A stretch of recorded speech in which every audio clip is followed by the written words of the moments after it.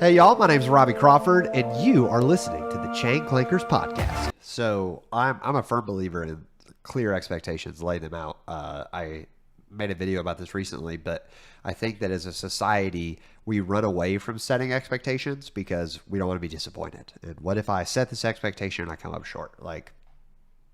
Then learn. That's okay. We're allowed to fail in life. But for me, we had a couple courses in town. We have one track that is park style golf, pretty open. The hardest part about the course is that there's sidewalks running all throughout it that kind of like dip in like this. So if you get in the sidewalk, it like ice hockey or like air hockey pucks the whole way down the sidewalk and never gets out. So as soon as you start falling in, you're like, oh, that's OB. Bummer. But we also have a track that is one of my favorites that I've ever played, and it's pure woods, pure elevation change. Absolutely love it. And so for me, my expectations were, all right, I've played this course multiple times. What am I shooting here? And am I getting better? And not only are the scores better, but did I feel like I achieved that same score easier? Like, was I less shocked that I got that score and seeing those improvements overall? So kind of like you don't know you have a crooked line until you compare it to a straight one. My straight one was I played this round and I felt really good about it. So I'd write it down. And then 3 months from then, I would come back and I'd play that same course and go, okay, did I play it better today? Did I play it worse? Did I get lucky today? I think that's another thing people don't factor in is like, we do get lucky, and a lot of times players, especially beginners, when they have a good tree kick, will call it a great shot, and when they get a bad tree kick, they'll call it unlucky. You aren't allowed to take the good luck and not take the bad luck as well. You aren't that good. Lean into it. It's fine. It's fine. But I scored better today, but also, wow, that disc popped up and rolled towards the basket 100 feet. No, that was a bad shot, and I need to tell myself that was a bad shot. So I am very positive when I talk to other people about their game.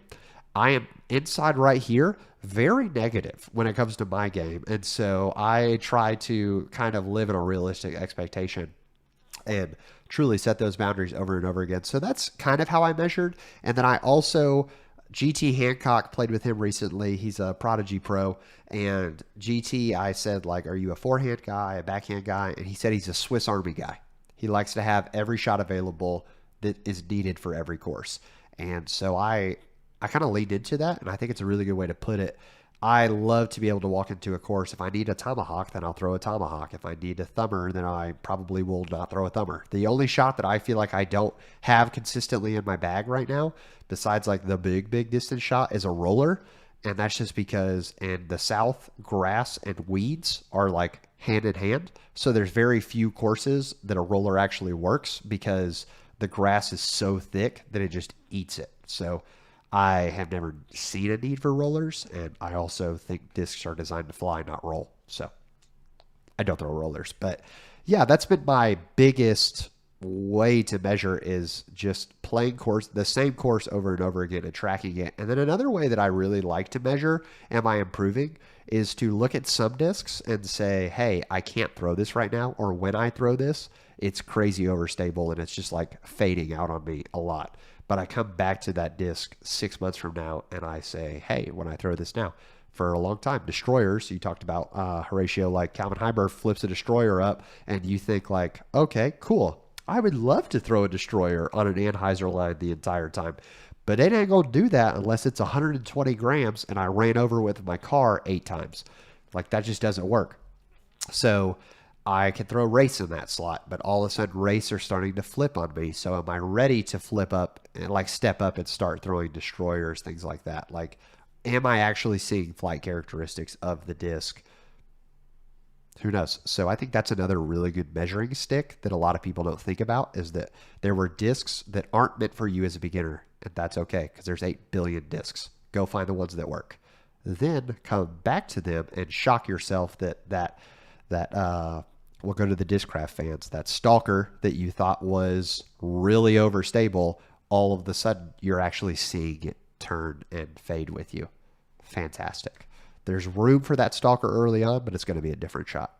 One of my favorite things to do with discs in general is I love playing one disc rounds, because I think that especially if you walk up with, I know y'all are upper part guys, so you have your shift bag and you've got that thing stocked full of what, like 20, 23 discs, something like that. So that's a lot of options when you're stepping out to a course. And when you're playing for comfort, you probably won't even pick there's probably half those discs you won't even use during your round, especially if you're at a course that you play regularly, because you walk up to hole 12 and you're like, boom. I know, Horatio, you're a discraft guy. So like, oh man, this is my meteor hole, baby. Every time I play this, I'm throwing a meteor. So even if you have someone MJ comes out with a Comet, and you're like, man, I'm curious about trying the Comet, but it never gets a chance, because if you throw something other than your meteor, you're uncomfortable already, which means you're probably not going to throw that Comet to give it a fair chance anyways when you go to throw that. So I love just stepping out into full discomfort and being like, all right, cool. I'm just playing with this Comet the whole time. You go out there, you throw it on every single shot. So that way you beat it in a little faster, because it's not going to go well. And also you learn what the disc can and can't do. So for our weekend warriors who only get one round, I think that's a great way to lean into it. But I also think at the same time, like if you're looking to support the pros, it's okay to buy that disc and hold on to it for a little bit, because it's not perishable. I know that's one of Jesse's biggest things over at Trash Panda is like, it's not perishable. So when we have all these new discs, like we're just adding more and more plastic to the world.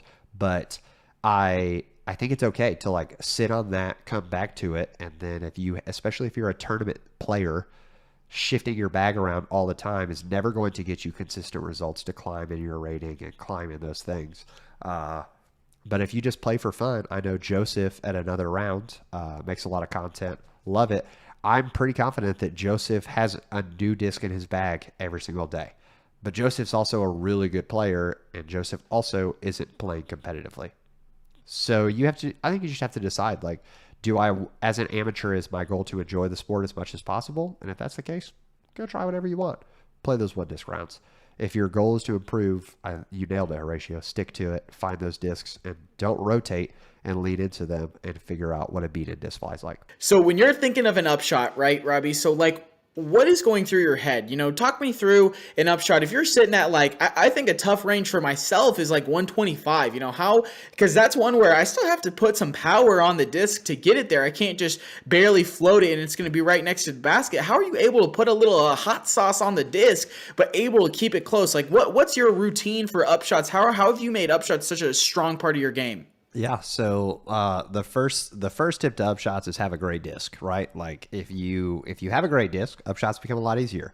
I think upshots require two types of discs. You need a really overstable disc, and you need a really understable disc that you can throw really straight. So like for me personally, I have, surprisingly, it's called a Pig. I love the Pig. Big fan, obviously. Not for sale, the shirt or the Pig. But I love my Pigs. I throw Pigs a lot. Super overstable, super reliable. My other shot that I throw is, just through those sweet tarts, is a Pole Kitty. Love the Polecat. Big fan of the Polecat. When I got team stamped Polecats, the person at the ordering thing was like, did you make a mistake? And I said, no, I actually meant to order Polecats. Yep, that's a thing.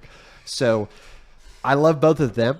And what I do to practice upshots is I always believe in starting at the basket and working backwards. So if you feel comfortable, you have to talk about, I call it your comfort circle. You're putting, where do you feel like you can make 85 to 90% of your putts? That's your comfort circle. So most people are like, oh yeah, 20 feet. And I always laugh because that's the number that everybody gives is 20 feet. And I say, cool. And I set them up at 20 feet right there. And I say, I need you to make 9 putts right now. And they're like, oh. And then they miss like 6 of them. And they're like, well, that was a lot of pressure, dude. You put me on the line. And I'm like, welcome to the point of the comfort circle, bro. Like, that's why you're putting from there. So I tell you, find your comfort circle. Don't be ashamed of your comfort circle. It's okay. Because the more you lean into it and the more you practice that, whoop, whoop, whoop, whoop, it grows. And when that grows, that's your aiming point for your upshots. So many people, when they're throwing upshots, throw at the basket. I don't give a rip about the basket. I care about landing in my comfort circle. So if your comfort circle is 10 feet, which is totally understandable, and for someone who's like 5'5", you're like 10 feet, you only have to make the disc travel 8 feet through the air after you toss it. That's simple. So you practice that. But if your comfort circle is 10 feet, you have a 20-foot wide circle all the way around the basket that you can aim to. So if you try to throw it to the basket, that's a much smaller area to land. But if I throw my upshot wide left and I on a forehand, and it for right-handed players, sorry, to my lefties, you the ones in your right minds, I throw it on a forehand, it hits and it skids in to that 10-foot mark. I had so much real estate that I could land on, and it slid into that comfort circle. Best part, can you make a 12-foot putt? Sure, absolutely. Can you make 15-foot putts? Sometimes, right? Horatio's like, no. Horatio's 6 feet and in, bang. So he's got to, and don't be ashamed of that, right? Like, don't be ashamed of that comfort circle. So you're aiming for those over and over again. My favorite drill, and what I do literally once a month, is I'm a pig farmer. So I have an obscene amount of pigs, like obscene amount. This is why no one in the Birmingham area can buy pigs, because I literally buy all of them. Sorry, not sorry. So when I go to a field and I throw literally 100 pig upshots with my forehand and 100 backhand from 100 feet. I throw them, and if that was too far, I throw them from 50 feet. And I make my comfort circle around the basket and I shrink it by 3 feet. So now I have this area around the basket and I throw 100 from there, 100 backhand, 100 forehand. Then I move 50 feet back and I do 100, 100. I do that. So I am throwing literally 1,000 shots. I have 5 different distances I set them for. I'm throwing 1,000 shots. Why that's helpful? People love the Bushnell rangefinders. People love rangefinders in general. If you don't know how far you throw your discs, a rangefinder means literally nothing to you. But because I've thrown thousands upon thousands of upshots with a pig, if I'm at 125 feet, I know from muscle memory what that feels like. That's a no step, flick of the wrist. Like, that's that upshot. So when I Bushnell it, I now have confidence because I put the time in. People focus on putting reps over and over again. Your putting reps grows that comfort circle, but upshots are the one thing, the one throw that you can practice over and over and over again, because 9 times out of 10 as you approach the green, it's either open, it's straight, like you can practice that distance over and over again. Tee shots are always going to be different.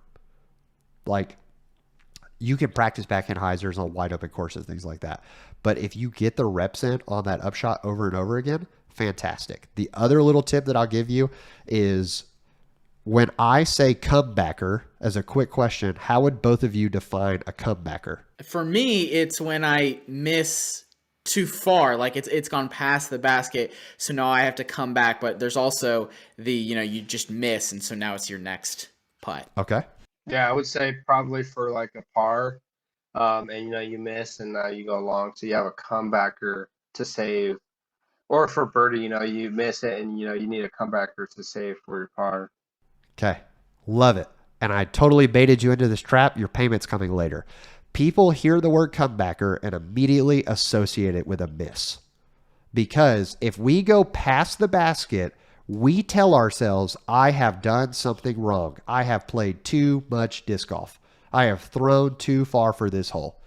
But sometimes there's more room on the backside of the green. When you're throwing an upshot, if we're just trying to slide up to the front of the basket, that is not always the easiest shot to execute on an upshot. If I throw my shot, and as a beginner, I'm not great at accuracy anyways, rather than teaching myself to land in front of the basket, there's no difference, unless there's OB behind it, there's no difference between a 10-foot putt in front of the basket and a 10-foot putt behind the basket. So if I plan on throwing my upshot past the basket, I give it a chance to go in the basket. No putt has ever landed 20 feet short of the basket and gone in, unless you're Chandler Fry, once again.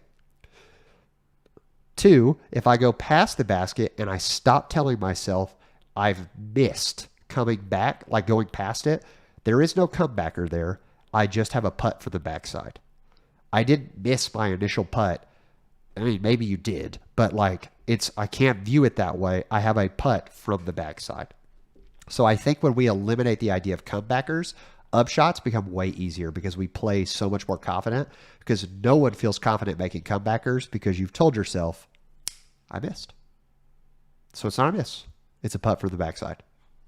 And that's so true, because there has never been a singular time that I have thrown past the basket and I've been happy and I've been like, yep, I meant to do that. It's literally every single time that I've been playing disc golf for the last 3 years, I've been like, I have missed what I intended to do. And I think it's also interesting because I've talked about on the podcast and on Instagram before of, you want to have that landing zone spot, kind of like you were talking about with your comfort zone. You want to have that. So if you land 10 feet around the circle, it doesn't matter where it is, you're in the zone. But for whatever reason, every time you go past, there's a negative connotation about that. And that's literally true. And I guarantee I'm not the only one who's having this thought right now. And I think that's something that literally you might not be able to fix your form tomorrow to throw 500 feet. But you know what you can do? You can go out to the course with a better mental mindset, and you can go out, and the next time you're 20 feet past the basket, you're like, you know what? I now have a tailwind putt. I intended to do that. Good for me. This is what I wanted.